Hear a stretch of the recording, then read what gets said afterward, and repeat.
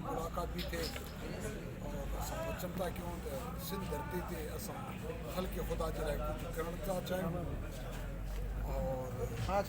ओड़े पाड़े जे लाइ हिकु अमन जा पैगाम खणी आया असां चाहियूं था त इन अमन सिंध अमन कंदी आहे हिनखे हमेशह अमन जा ॻाल्हियूं थियनि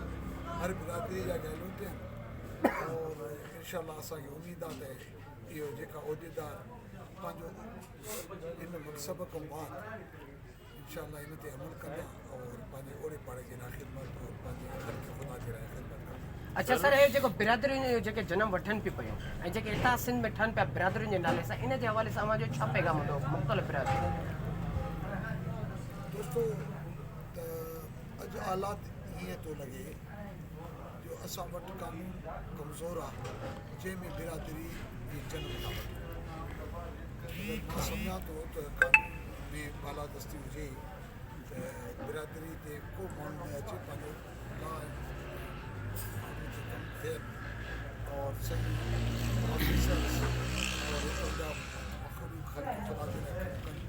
इहो नौबत न अचे। अॼु सियासी हवाले सां इस्तेमालु